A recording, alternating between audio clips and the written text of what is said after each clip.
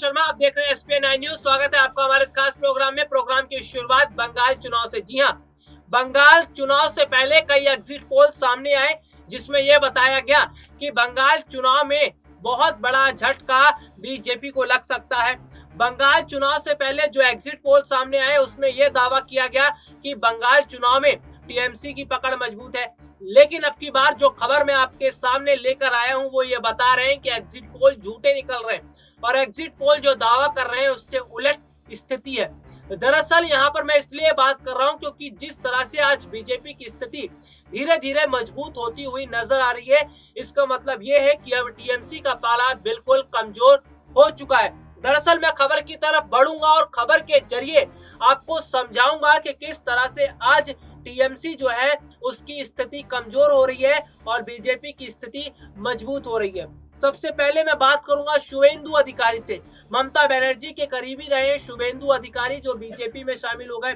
उसके बाद टीएमसी के बहुत सारे ऐसे नेता रहे जो बीजेपी में शामिल हुए और अब ऐसे में खबर जो है वो ये है कि बात करें मिथुन चक्रवर्ती की, तो मिथुन चक्रवर्ती भी बीजेपी में शामिल हो गए। यानी कि धीरे धीरे टीएमसी ताश के पत्तों की तरह ढहती चली गई और टीएमसी को संभाल पाना अब इतना आसान नहीं है।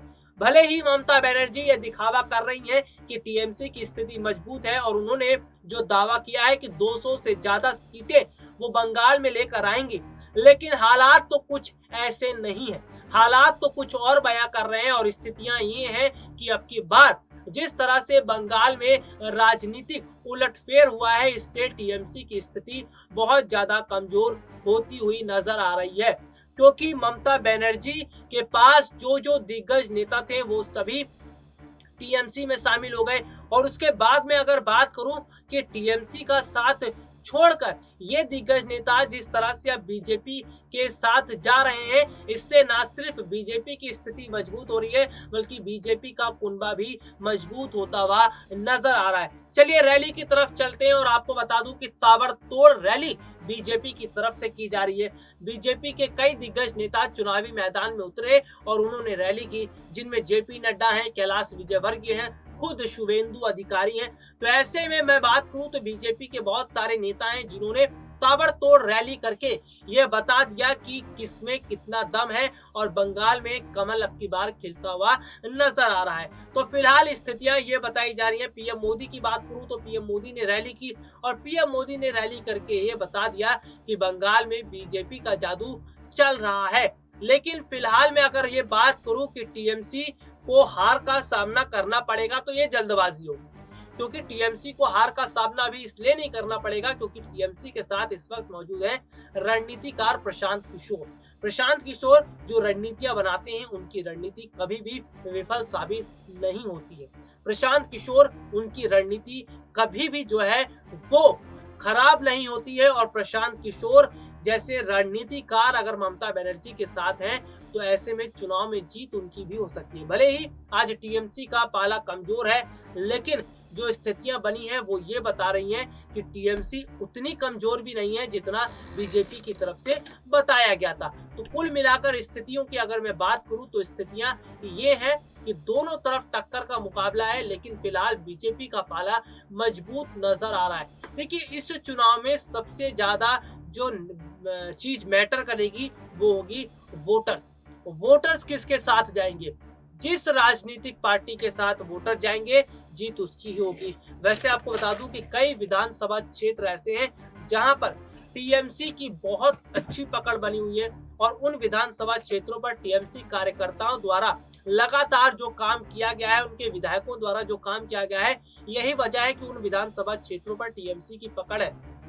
और सबसे बड़ी बात देखिए ये है कि बंगाल में जो 8 चरणों में विधानसभा चुनाव होने वाले, ऐसे में ये बताता है कि किस तरीके से बंगाल चुनाव को लेकर सबसे ज्यादा एहतियात बरता जा रहा है। क्योंकि बंगाल का आपको मैं स्थिति बता देता हूँ। दरअसल 2019 जब लोकसभा चुनाव हुए थे उस दौरान स्थिति ये बनी थी कि बंगाल चुनाव के समय बहुत हिंसा का माहौल देखने को मिला था और ऐसे में बहुत सारे वोटर्स को वोट डालने से भी रोका जा रहा था।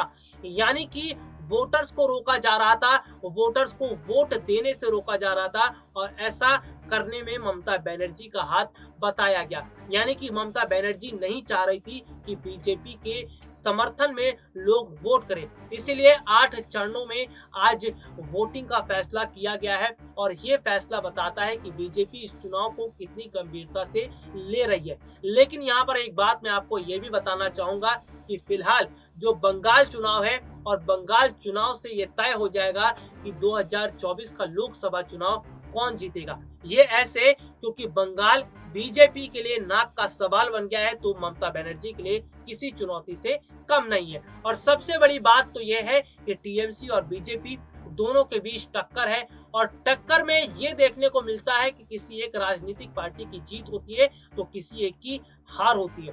बिल्कुल उसी तरह जिस तरह से क्रिकेट मैच होता है, क्रिकेट मैच आप लोगों ने कई बार देखा होगा और उदाहरण मैं यहाँ पर लूंगा भारत और पाकिस्तान मैच का।